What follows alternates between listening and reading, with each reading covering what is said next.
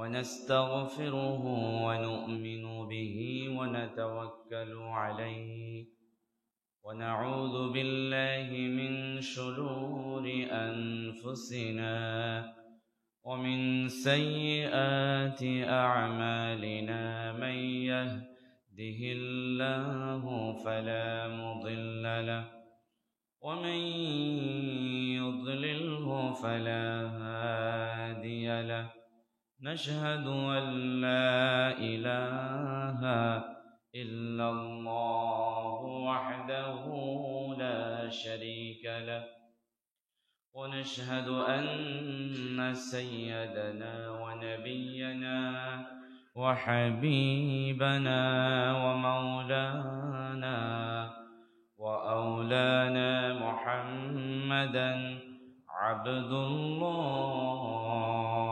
ورسوله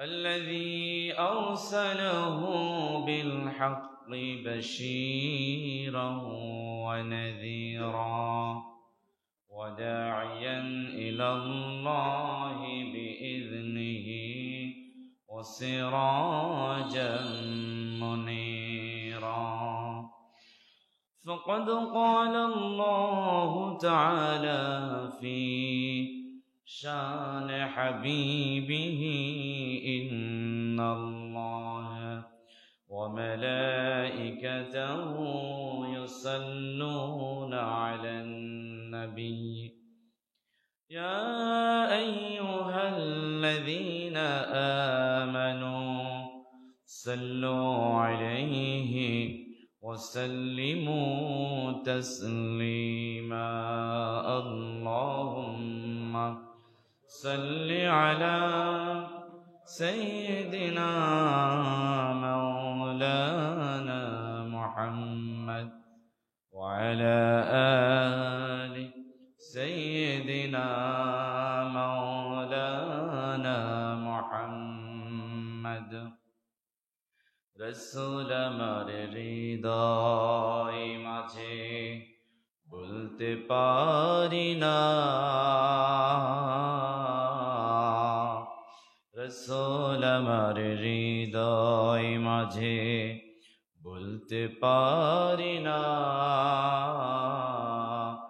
মনটা আমার চাই যে যেতে সোনার মদিনা আল্লাহুম্মা সাল্লি আলা সাইয়্যিদিনা মাওলানা মুহাম্মদ ওয়া আলা আলি সাইয়্যিদিনা মাওলানা মুহাম্মদ বালাগাল উলা বিকামালিহি كشف الدجى بجماله حسنت جميع خصاله صلوا عليه وآله رب زدني علما رب اشرح لي صدري ويسر لي أمري واحلل عقدة من لساني يفقه قولي سبحانك لا علم لنا إلا ما علمتنا إنك أنت العليم الحكيم الحمد لله মহান রব্বুল ইজ্জতের দরবারে লাখ কোটি শুকরিয়া জ্ঞাপন করছি যে রব্বে করিম আমাদেরকে অসংখ্য মানুষ থেকে বাছাই করে আগে ভাগে জুমার নামাজ আদায় করার লক্ষ্যে আল্লাহ পাকের পবিত্র ঘরে এসে উপস্থিত হবার সৌভাগ্য নসিব করেছেন যিনি, তার শিখানো ভাষায় আমরা মোহাব্বতের সুরে কণ্ঠকে উজাড় করে দিয়ে আমরা কণ্ঠে যত জংকার আছে, যত সৌন্দর্য আছে, সবটুকুন ভালোবাসা এবং মোহাব্বত মিশিয়ে প্রশংসার কালামটা পাঠ করছি আলহামদুলিল্লাহ। সবাই পড়ছি রব্বানা লাকাল হামদ হামদান কাসীরান তাইয়িবান মুবারাকান ফীহি ইয়া রাব্বি লাকাল হামদু কামা ইয়ানবাগি লিজালালি ওয়াজহিক ওয়া আযীমি সুলতানিক আল্লাহু আকবার কাবীরা আলহামদুলিল্লাহি কাসীরা ওয়া সুবহানাল্লাহি বুকরাতাও ওয়া আসীলা। আলহামদুলিল্লাহ, আমরা প্রশংসা করে নিলাম। অসংখ্য দরুদ ও সালাম পৌঁছে যাক প্যারা নবী আকায়ে নামেদার তাজেদার মদিনা সরকার দুজাহা বিশ্ব নবী জনাবে মুহাম্মদুর রাসূলুল্লাহ সাল্লাল্লাহু আলাইহি ওয়াসাল্লামের উপর। প্রিয় হাজিরিন, রমাদান মুবারক খুব কাছাকাছি চলে আসছে। আসুন আমরা রমজানের প্রস্তুতি নিয়ে নেই। আল্লাহ সুবহানাহু ওয়া তাআলা আমাদেরকে রমজানের যথাযথ প্রস্তুতি গ্রহণ করার তৌফিক দান করুন বলে আমিন। আল্লাহর রাসূল সাল্লাল্লাহু আলাইহি ওয়াসাল্লাম রজব মাস এবং শাবান মাসে বেশি বেশি রোজা রাখতেন। বিশেষ করে শাবান মাসের প্রথম 15 দিন শবে বরাত পর্যন্ত আল্লাহ নবী সাল্লাল্লাহু আলাইহি ওয়াসাল্লাম বেশি পরিমাণ রোজা রাখতেন। মনে হয় যে রমজান মাস চলেই আসছে। সুবহানাল্লাহ। তো আমাদের প্যারা হাবিব সাল্লাল্লাহু আলাইহি ওয়াসাল্লামকে সাহাবায়ে ইকরাম রিদওয়ানুল্লাহি তাআলা আলাইহিম আজমাইন ওনারা জিজ্ঞাসা করতেন, ইয়া রাসূলুল্লাহ, আপনি এভাবে রোজা রাখলেন কেন? আল্লাহ রাসূল সাল্লাল্লাহু আলাইহি ওয়াসাল্লাম তাদেরকে বলতেন যে রমজান তো কাছে চলে আসছে, ওই যে দেখা যায় রমজানের সুঘ্রাণ পাওয়া যাচ্ছে। রমজান মাসে যেন আমি ক্লান্তিহীনভাবে সুন্দরভাবে যেন আমি রমজান আল মুবারকের রোজাগুলো রাখতে পারি, সেজন্য আমি প্রস্তুতিমূলক রোজা রাখি। যেটা বলেন না সুবহানাল্লাহ। তাহলে আমাদের উচিত হবে এই মাসে শাবান মাসের এই প্রথম 15 দিন বেশি পরিমাণ রোজা রাখতে হবে আমাদেরকে। প্রত্যেক দিন পারলে একদিন গ্যাপ দেবেন, 2 দিন গ্যাপ দেবেন, মাঝখানে রোজা রাখবেন, এভাবে রাখবেন, দেখবেন আপনার রমজানের প্রস্তুতি হয়ে যাবে। সুবহানাল্লাহ। রজব এবং শাবান মাসে আল্লাহ রাসূল সাল্লাল্লাহু আলাইহি ওয়াসাল্লাম অন্যান্য মাসের তুলনায় নফল ইবাদত বেশি শুরু করে দিতেন রমজানের প্রস্তুতিমূলক। সুবহানাল্লাহ বলেন না। সুতরাং আমরাও রমজান মাসে যেন বেশি বেশি নফল বন্দেগী করতে পারি, বেশি বেশি ইবাদত করতে পারি, বেশি বেশি জিকির আজকার করতে পারি, তাসবিহ পাঠ করতে পারি, সেজন্য আমাদেরকে প্রস্তুতিমূলক রমজানের প্রস্তুতিমূলক আমাদেরকে এখন থেকে একটু চেষ্টা চালিয়ে যেতে হবে যে জিকির আজকার, তাসবিহ, নফল ইবাদত এগুলো আমাদেরকে একটু আগের তুলনায় পরিমাণ বাড়িয়ে দিতে হবে। পারবে ইনশাআল্লাহ? আল্লাহ তৌফিক দান করুন বলি আমিন। একবার সুবহানাল্লাহ পড়লে আল্লাহ রাসূল সাল্লাল্লাহু আলাইহি ওয়াসাল্লাম হাদিস শরীফে ঘোষণা করেন জান্নাতের মধ্যে একটা বৃক্ষ রোপণ করে দেয়। জোরে বলেন আল্লাহু আকবার। আর ওই বৃক্ষটা এমন যে শিকড় হচ্ছে মাটিতে, উদাহরণস্বরূপ, আর শেকড় হচ্ছে গাছের মাথা, আগা হচ্ছে একেবারে আসমান ছোঁয়া। যেটা বলেন না সুবহানাল্লাহ। এত বিশাল একটা বৃক্ষ আপনার জন্য রোপণ করা হয়। সুবহানাল্লাহ বলেন। আমার বন্ধুগণ, আল্লাহর রাসূল সাল্লাল্লাহু আলাইহি ওয়াসাল্লাম হাদিস শরীফে ঘোষণা করেন কালিমাতানে হাবিবাতান ইলার রহমান। রহমানের কাছে 2টা বাক্য এত প্রিয়, এত মোহাব্বতের, এত ভালোবাসা। খফিফাতানে আলাল লিসান, যে বাক্যদ্বয় মুখে বলা একদম সহজ, আর সাকিলাতানে ফিল মিজান, মিজানের পাল্লায় এই বলাটা, এই কালিমা দুটা এত ভারী, এত ভারী, আপনার আমলনামার বোঝাটা ভারী করে ফেলবে। জুড়ে বলেন আল্লাহু আকবার। হচ্ছে সুবহানাল্লাহি ওয়া বিহামদিহি, সুবহানাল্লাহি ওয়া বিহামদিহি। আমরা চাইলে বেশি পরিমাণ সুবহানাল্লাহি ওয়া বিহামদিহি, সুবহানাল্লাহি ওয়া বিহামদিহি পাঠ করতে পারি। যে ব্যক্তি, আল্লাহ রাসূল সাল্লাল্লাহু আলাইহি ওয়াসাল্লাম বলছেন দিনে 100 বার সুবহানাল্লাহ পড়বে, আল্লাহ সুবহানাহু ওয়া তাআলার প্যারা হাবিব বলছেন তার জীবনের সব সগীরা গুনাহ আল্লাহ মাফ করে দেবে। সুবহানাল্লাহ। তাহলে 100 বার পাঠ করলে যদি দিনে, দৈনন্দিন জীবনে 100 বার সুবহানাল্লাহ পড়লে যদি আপনার জীবনের সব সগীরা গুনাহ মাফ হয়ে যায়, তাহলে আপনি প্রত্যেক দিন 200 বার করে সুবহানাল্লাহ পড়েন, তাহলে দেখবেন কিয়ামতের ময়দানে আল্লাহকে বলবেন, আল্লাহ আমি দিনে 100 বার পড়লে যদি আমার সগীরা গুনাহ মাফ হয়ে যায়, আমার জীবনে প্রত্যেক দিন আমি দিনে 200 বার করে সুবহানাল্লাহ পড়েছি, তুমি তো মালিক, তুমি তো গফুর গফফার, তুমি তো রহমান, তুমি তো দয়াশীল, তুমি তো প্রভু, তুমি তো মালিক, তুমি তো শুধু সগীরা গুনাহ মাফ করার ক্ষমতা রাখো না, তুমি কবিরা গুনাহও মাফ করতে পারো। কিয়ামতের ময়দানে আল্লাহ আপনাকে মাসুম বানায়া জান্নাত দান করবে। জোরে বলেন আল্লাহু আকবার। শুধু তাই নয়, আল্লাহর রাসূল সাল্লাল্লাহু আলাইহি ওয়াসাল্লামকে সাহাবায়ে কিরাম রিজওয়ানুল্লাহি তাআলা আলাইহিম ওনারা জিজ্ঞাসা করতেন, ইয়া রাসূলুল্লাহ, সুবহানাল্লাহ পড়লে, সুবহানাল্লাহি ওয়া বিহামদিহি পড়লে কি পরিমাণ গুনাহ আল্লাহ মাফ করে দেয়? আল্লাহর রাসূল সাল্লাল্লাহু আলাইহি ওয়াসাল্লাম বলছেন যে সাগরের মধ্যে, নদীতে ফেনা আছে না নাই? ছোট ছোট কিছু ফেনা আছে না? আল্লাহর রাসূল বলেন, সাগরের মধ্যে যত ফেনা আছে তার চাইতেও বেশি গুনাহ আল্লাহ মাফ করে দেয়। জোরে বলেন না সুবহানাল্লাহ। কল্পনা করা যায়? এই ধরনের তাসবিহ, এই ধরনের জিকির আজকার এগুলো করলে আল্লাহর নৈকট্য হাসিল করা যায়, আল্লাহ সুবহানাহু ওয়া তাআলার প্রিয় বান্দা হয়ে যায়, আল্লাহ তাআলার ওলি হওয়া যায়। জোরে বলেন আল্লাহু আকবার। আমার বন্ধুগণ, আল্লাহ রাসূল সাল্লাল্লাহু আলাইহি ওয়াসাল্লাম কিয়ামতের ময়দানে 2 ধরনের সুপারিশ করবে। কয় ধরনের সুপারিশ? কথা বলেন না কেন? কয় ধরনের সুপারিশ? 2 ধরনের। একটা সুপারিশ হচ্ছে আম সুপারিশ, সেখানে মুসলমান, হিন্দু, বৌদ্ধ, খ্রিস্টান ও মুসলিম সবাই থাকবে। হুজুর কি বলে, হিন্দু বৌদ্ধদের জন্য সুপারিশ করবে?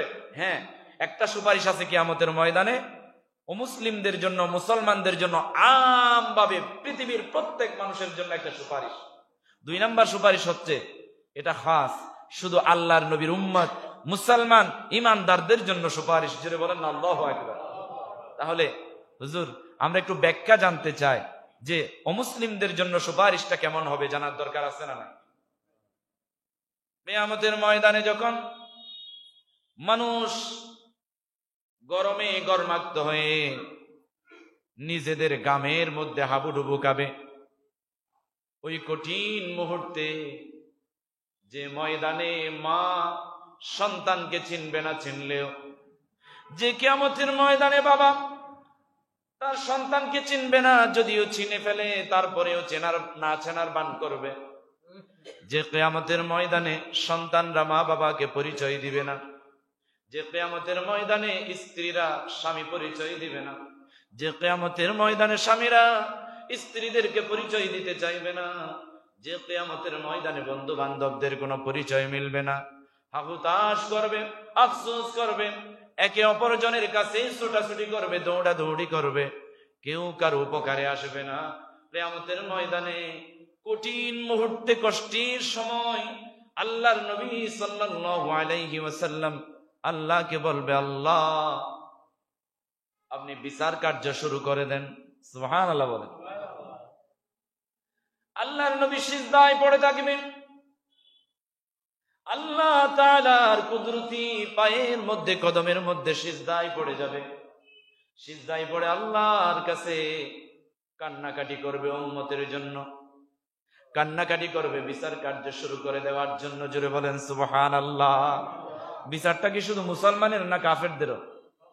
সবার বিচার। তাহলে আল্লাহ রাসূল সাল্লাল্লাহু আলাইহি ওয়াসাল্লামের এক সুপারিশের কারণে পৃথিবীর সব মানুষের বিচার কার্য শুরু হবে। সুবহানাল্লাহ। এরপরে 2 নাম্বার চূড়ান্ত সুপারিশ হলো, এটা হচ্ছে উম্মতে মুহাম্মাদি রাসূল সাল্লাল্লাহু আলাইহি ওয়াসাল্লামের উম্মতদের জন্য, ঈমানদারদের জন্য, মুসলমানদের জন্য। জোরে বলেন আল্লাহু আকবার। সেই কিয়ামতের ময়দানে বেলা হিসাব সর্বপ্রথম 70,000 মানুষকে আল্লাহর নবীর সুপারিশে কোনো কোনো হিসাব ছাড়া, বেলা হিসাব, কোনো হিসাব ছাড়া আল্লাহ মাফ করে দিয়ে জান্নাতে পার করাইয়া দেবে। আল্লাহু আকবার। আল্লাহ তাআলা আল্লাহর নবীর প্রথম সুপারিশে বেলা হিসাব যে 70,000 মুসলমান জান্নাতে যাবে, ওই কাতারে আমাকে, আপনাকে, আপনাদেরকেও শামিল করুন বলি আমিন। আমার বন্ধুগণ, এ কথা শোনার পরে হযরত ওমর রাদিয়াল্লাহু তাআলা আনহু আল্লাহর নবীকে জিজ্ঞাসা করেন, ইয়া রাসূলুল্লাহ, ইয়া হাবিবাল্লাহ, আপনি কি আল্লাহকে একটু বলেন নাই এই 70,000টাকে আরো একটু বৃদ্ধি করা যায় না? আল্লাহর রাসূল সাল্লাল্লাহু আলাইহি ওয়াসাল্লাম বলেন, ও ওমর, শুনো শুনো, আমি কি না বলে থাকছি নাকি? আমি আল্লাহকে বলেছি, আমি আল্লাহকে আরজি পেশ করেছি, আল্লাহ কবুল করেছে। জোরে বলেন আল্লাহু আকবার। আমার উম্মতের মধ্যে যারা 5 ওয়াক্ত নামাজের পাশাপাশি, ফরজ ইবাদতের পাশাপাশি, আল্লাহর হুকুম আহকামের পাশাপাশি নফল ইবাদত করবে, সুন্নাত পালন করবে, এমনি অবসর টাইমে জিকির আজকার করবে, অবসর সময়ে সিজদা মেরে মেরে তাহাজ্জুদের নামাজ পড়ে, ইশরাকের নামাজ পড়ে, আওয়াবিনের নামাজ পড়ে, এই সমস্ত নওয়াফিল বন্দেগী গুলো করে, জিকির আজকারের মাধ্যমে, কোরআন তেলাওয়াতের মাধ্যমে চোখের পানি ছেড়ে ছেড়ে যখন আল্লাহকে কান্না করে করে আল্লাহর নৈকট্য হাসিল হবে, আল্লাহর নৈকট্যশীল বান্দা বান্দিনী হয়ে যাবে, তাদের ব্যাপারে আল্লাহ সুবহানাহু ওয়া তাআলা বলেন, ওই সমস্ত আল্লাহর হুকুম আহকাম পালনের পাশাপাশি যারা নওয়াফিল বন্দেগী করেছে, তাদের মধ্য থেকে আবার আল্লাহর রাসূলকে আল্লাহ তাআলা আশ্বস্ত করেছেন, ওই 70,000 বেলা হিসাব কিয়ামতের ময়দান থেকে জান্নাতে পাঠানোওয়ালা ব্যক্তিদের সাথে আরো 70,000 গুণ করেছে। আল্লাহু আকবার। 70,000-এর সাথে 70,000 যোগ নয়, আল্লাহর রাসূল বলেন 70,000-এর সাথে 70,000 গুণ। সাধারণ হিসাব করে দেখলে দেখা যাবে প্রায় 490 কোটি। জুড়ে বলেন না আল্লাহু আকবার। আল্লাহ চাহেন তো, আল্লাহ তো দয়াশীল, আল্লাহ তো রহমানুর রহিম, চাইলে এর চাইতেও বেশি কোটি কোটি বান্দা বান্দিনীদেরকে আল্লাহর নবীর সুপারিশে বেলা হিসাব জান্নাত দেবে। সুবহানাল্লাহ বলেন। আমার বন্ধুগণ, কাজে আমাদের নওয়াফিল বন্দেগী, নফল ইবাদত, নফল রোজা গুলো রাখার দরকার আছে না নাই? তাহলে এখন শাবান মাস চলছে, এখন আপনি নফল রোজার পরিমাণ বাড়িয়ে দিন, রমজানের প্রস্তুতিমূলক রোজার সংখ্যা বাড়িয়ে দিন। আল্লাহর নবী সাল্লাল্লাহু আলাইহি ওয়াসাল্লাম শাবান মাসের প্রথম 15 দিন বেশি পরিমাণ রোজা রাখতেন। এরপরে আল্লাহর নবীকে জিজ্ঞাসা করা হলো, ইয়া রাসূলুল্লাহ, ইয়া হাবিবাল্লাহ, আপনি শাবান মাসের শেষ 15 দিন রোজা রাখার পরিমাণ কমায়া দেন কেন? প্রথমে প্রশ্ন করেছেন, শাবান মাসের প্রথম ভাগে আপনি রোজা বেশি রাখেন কেন? আল্লাহর নবী বলেন, আমি রমজান মাসের প্রস্তুতিমূলক রোজার সংখ্যা বৃদ্ধি করে দেই। আবার যখন প্রশ্ন করলেন শাবান মাসের শেষ সময়ে, শেষ 15 দিনে, শেষ ভাগে আপনি রমজানের রোজা রাখার পরিমাণ কমায়া দেন কেন? তখন আল্লাহর রাসূল সাল্লাল্লাহু আলাইহি ওয়াসাল্লাম বলেন, আমি রমজানের প্রস্তুতিমূলক আমার স্বাস্থ্যের দিকে, আমার জিসিমের দিকে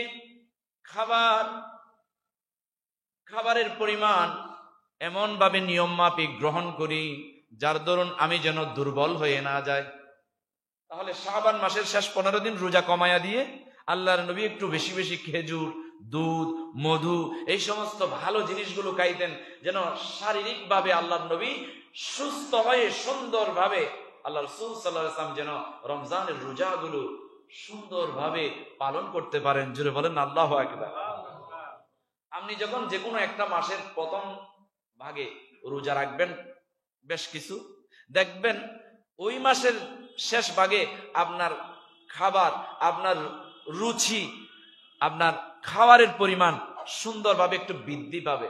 ঠিক তেমনি ভাবে শাবান মাসের প্রথম দিকে আল্লাহর নবী বেশি পরিমাণ রোজা রেখেছেন এবং শাবান মাসের শেষের দিকে একটু ভালো ভালো ফল ফ্রুট খেয়েছেন, যেন স্বাস্থ্যটাকে একটু এমন ভাবে প্রস্তুত করলেন যেন রমজান মাসে আর দুর্বলতা না আসে। জোরে বলেন আল্লাহু আকবার। কাজেই সেভাবে আমাদেরকে রমজান মাসে যেন দুর্বলতা না আসে।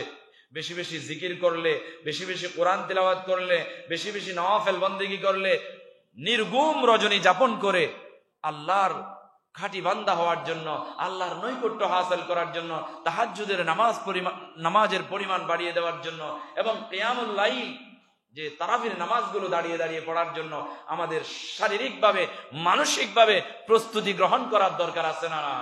আল্লাহ তৌফিক দান করুন বলি আমিন। তাহলে প্রিয় হাজিরিন, বুঝাতে চেয়েছিলাম ওই যে আল্লাহর নবীর প্রথম সুপারিশে ঢোকার জন্য আমাদেরকে নফল বন্দেগী বেশি পরিমাণ বাড়িয়ে দিতে হবে। নফল ইবাদত করলে, নওয়াফেল বন্দেগী করলে আল্লাহর ওলি হওয়া যায়। জোরে বলেন আল্লাহু আকবার। আল্লাহর ওলি মানে আল্লাহর বন্ধু।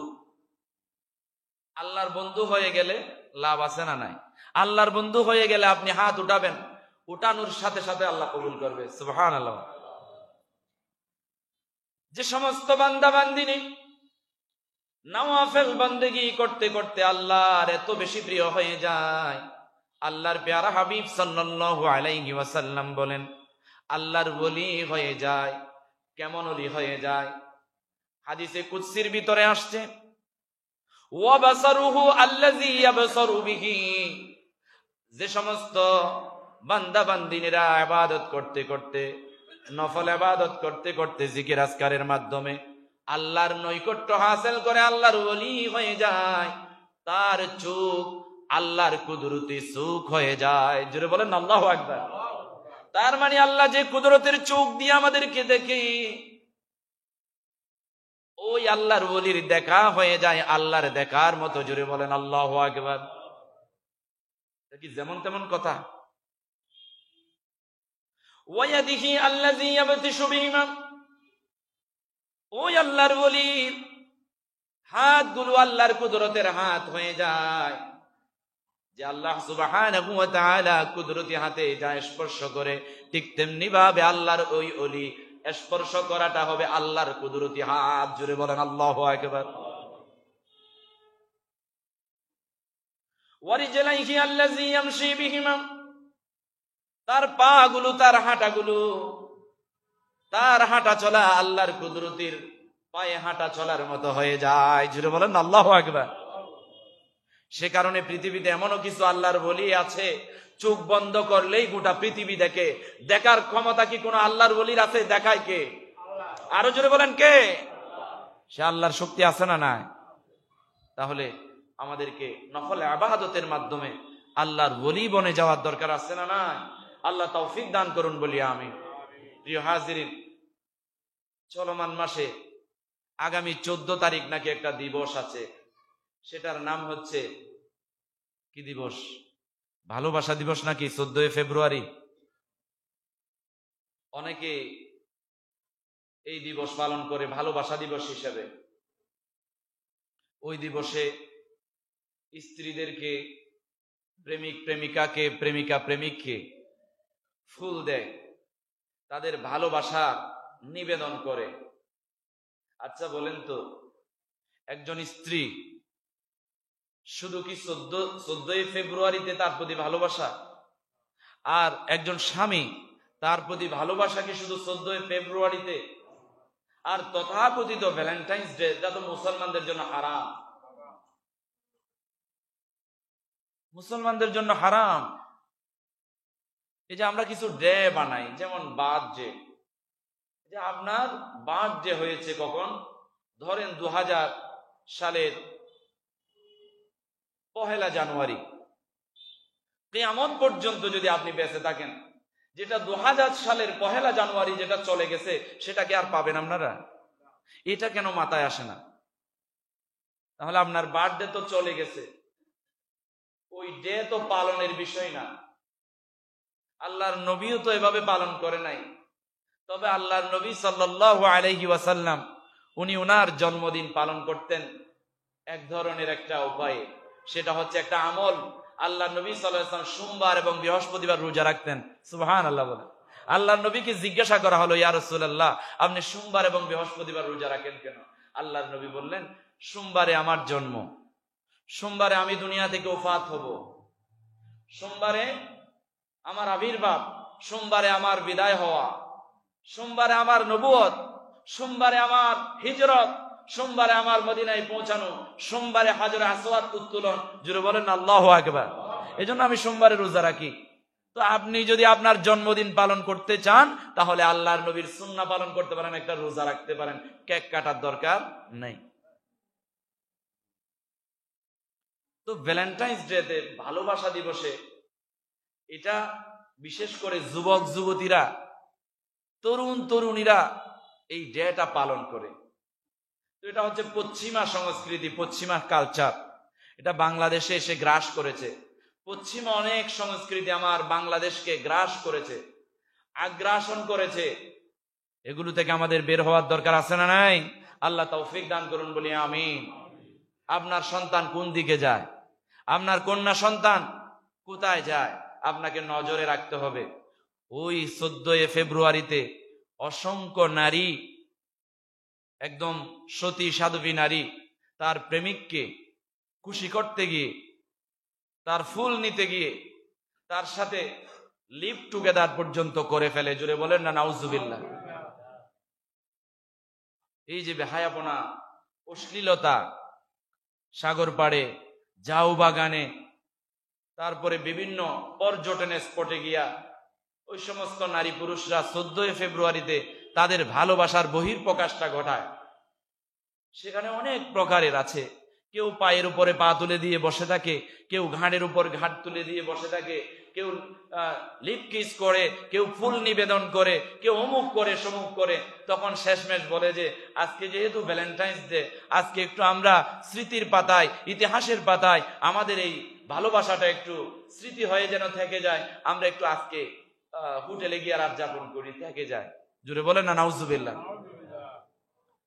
বাংলাদেশের হাজার হাজার তরুণ তরুণীদের যৌবন বিপদগ্রস্ত হয়ে যায় সেই 14 ফেব্রুয়ারিতে। এ ধরনের ভ্যালেন্টাইন্স ডে, এ ধরনের ভালোবাসা দিবস আমরা মুসলমানরা পালন করতে পারি না, মুসলমানদের কোন সন্তান পালন করতে পারে না। এই ভালোবাসা, যে কোনো ভালোবাসা দিবস, এখন মা বাবার ব্যাপারেও বাবা দিবস, মা দিবস, শিক্ষক দিবস, এই সমস্ত অনেক দিবস আছে। শিক্ষককে ভালোবাসার জন্য, শিক্ষককে সম্মান দেওয়ার জন্য, শিক্ষককে মর্যাদা দেওয়ার জন্য কোনো দিবসের প্রয়োজন হয় না। আপনার জন্মদাতা পিতাকে ভালোবাসার কোনো দিবস হতে পারে না, আপনার জন্মদাতা মাকে ভালোবাসার কোনো দিবস হতে পারে না। প্রত্যেকটা মুহূর্তে যতক্ষণ বেঁচে আছেন, যতক্ষণ পৃথিবীতে আছেন, ততক্ষণ পর্যন্ত মা বাবাকে ভালোবেসে যেতেই হবে। আপনার মা দুনিয়াতে থাকুক আর নাই বা থাকুক, আপনাকে ভালোবেসে যেতে হবে, ভালোবাসা দিয়ে যেতে হবে। ভালোবাসাটা কেমন হবে? রব্বিরহামহুমা কামা রব্বায়ানি সগীরা, রব্বিরহামহুমা কামা রব্বায়ানি সগীরা। আল্লাহ আমাদের সবাইকে বুঝার তৌফিক দান করুন বলি আমিন। প্রিয় হাজিরিন, এখন আমাদের জীবনটাকে ধ্বংস করে দেওয়ার জন্য একটা রোগ আমাদের প্রত্যেকটা মানুষের কাছে বাসা বেঁধেছে, সেটা হচ্ছে মিথ্যা। জোরে বলেন ঠিক কিনা? যেখানে যায় সেখানে মানুষ মিথ্যা বলে, মোবাইল করছে মিথ্যা বলে, ছাত্র উস্তাদের মাইক থেকে বাঁচার জন্য ছাত্র মিথ্যা বলে, মা বাবাকে জবাবদেহি করতে গিয়ে সন্তান মিথ্যা বলে, এরপরে নেতা নেত্রীদের কাছে অধীনস্থরা, কর্মীরা মিথ্যা বলে, আর কর্মীদেরকে নেতা নেত্রীরা মিথ্যা বলে, মিথ্যা আশ্বস্ত করে। জোরে বলেন ঠিক কিনা? এগুলো থেকে আমাদের বাঁচতে হবে। মিথ্যা সম্পর্কে আল্লাহ তাআলা কুরআনুল কারীমে বলছেন, সত্য ও মিথ্যার মিশ্রণ না করার ব্যাপারে বলছেন, ওয়ালা তালবিসুল হক্ক বিল বাতিল ওয়া তাকতুমুল হক্ক ওয়া আনতুম তা'লামুন। তোমরা জেনে বুঝে সত্যকে মিথ্যা দিয়ে মিশ্রণ করো না, ঢেকে ফেলিও না।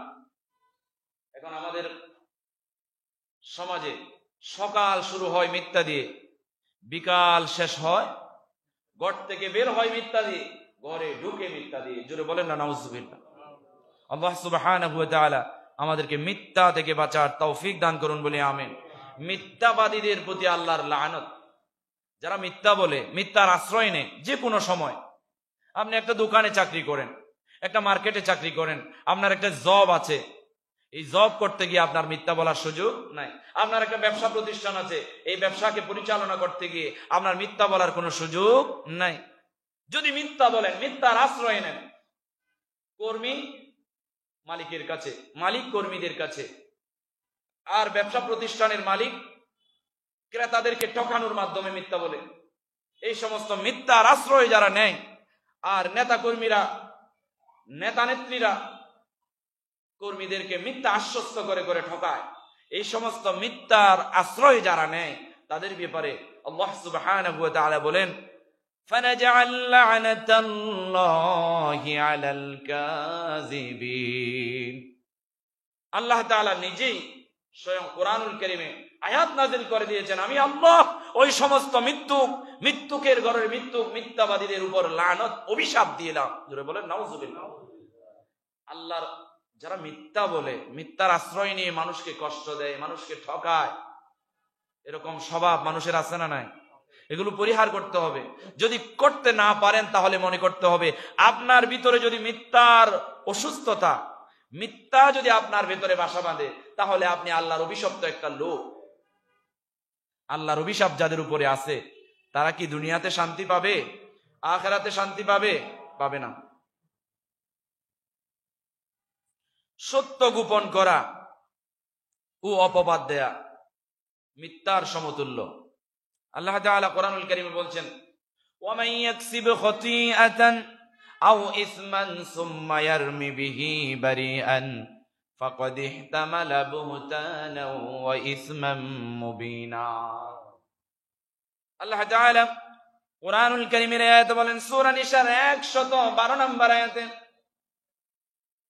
যারা সত্যকে গোপন করে, মিথ্যা অপবাদ দিয়ে যাদেরকে কষ্ট দেয়, সত্যকে গোপন করা আর অপবাদ দেয়া। একজন মানুষের যে অপরাধ নাই তাকে অপরাধী বানানো। বাংলার জমিনে 16.5 বছরে কত ভালো মানুষগুলোকে অপরাধী বানাইয়া, অপবাদ দিয়া, মিথ্যা মামলা দিয়া কত জুলুম নির্যাতনের স্ট্রিম রোলার চালিয়েছে। আপনারা সবগুলো এখন অনলাইনে, অফলাইনে, প্রিন্টিং মিডিয়ায়, অনলাইন মিডিয়ায় দেখতে পাচ্ছেন তো? কথা বলে না। এখন কি আপনাদের ভয় আছে? তারা ভয় দেখাবে, জালেমরা, কাফেররা ভয় দেখাবে, কিন্তু সেখানে আপনি ভয় পেলে, যদি ভয় পেয়ে যান তাহলে আপনাকে আরো বেশি ভয় দেখাবে, আপনি জিতবেন না, আপনি হেরে যাবেন। যদি বলেন ঠিক কিনা? নির্বিঘ্নে পথ চলতে হবে, নির্বিঘ্নে কথা বলতে হবে, নির্বিঘ্নে সত্যের উপরে অটুট থাকতে হবে। মিথ্যা দিয়ে, মিথ্যা অপবাদ দিয়ে সত্যকে যদি গোপন করেন তাহলে আপনার জীবনটাই মিথ্যা হয়ে দাঁড়িয়ে যাবে। আর মিথ্যা জীবনটাকে আল্লাহ সুবহানাহু ওয়া তাআলা যে সমস্ত মানুষ মিথ্যা দিয়ে প্রতিষ্ঠিত, ওই সমস্ত মানুষের উপরে লানত করেছেন। জুড়ে জুড়ে বলেন না নাউযুবিল্লাহ। পৃথিবীর সূচনা লগ্ন থেকে কিয়ামতের আগ পর্যন্ত মিথ্যা নির্মূল হবেই হবে।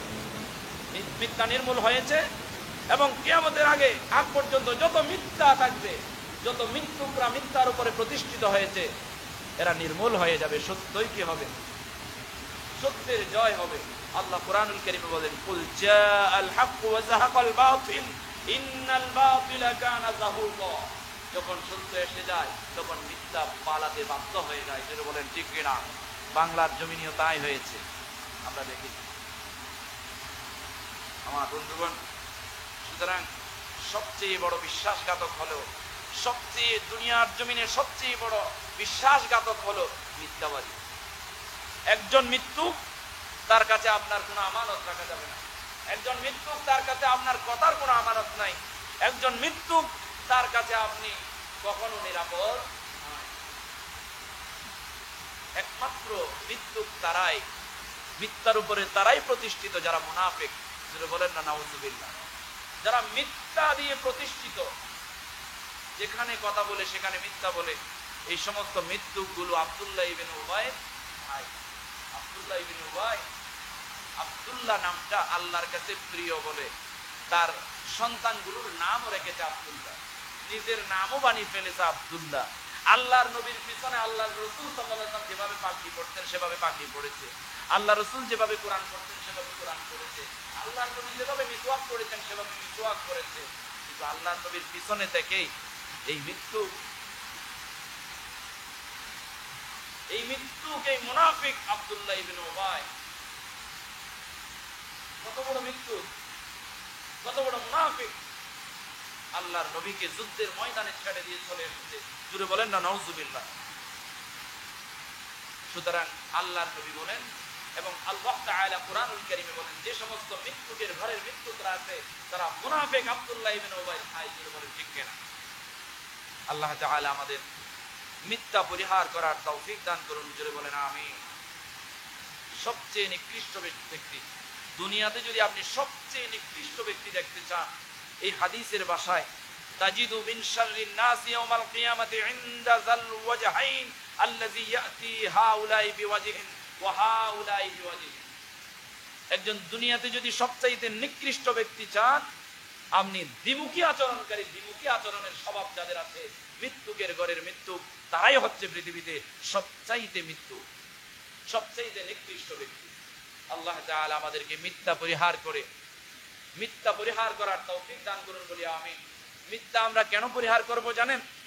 as-sidqu yunji, সত্য মানুষকে মুক্তি দেয়, আর আল-কিযবু ইউহলিক, মিথ্যা মানুষকে ধ্বংস করে এবং চরমভাবে ধ্বংস করে। যে সমস্ত মানুষের মিথ্যা বলার অভ্যাস আছে, মিথ্যা প্রতিশ্রুতি দেওয়ার অভ্যাস আছে, কথায় কথায় মিথ্যা বলার স্বভাব আছে, ওই সমস্ত মানুষগুলো এমন ভাবে ধ্বংস হয়ে যাবে, তার প্রত্যেকটা মিথ্যা কথার বিনিময়ে আল্লাহ তার জীবনের ভালো কাজগুলো ধ্বংস করে দেয়। কি করে দেয়? নষ্ট করে দেয়। যেমন অহংকার যেমন আপনার গুনাহকে আগুনে পুড়ে চারকার করে জ্বালিয়ে পুড়িয়ে চাই, অহংকার যেমন আপনার সওয়াবগুলোকে আগুনে পুড়ে চারকার করে দেয়, মিথ্যাও আপনার ভালো আমলগুলোকে ধ্বংস করে দেয়। জোরে বলেন না নাউজুবিল্লাহ।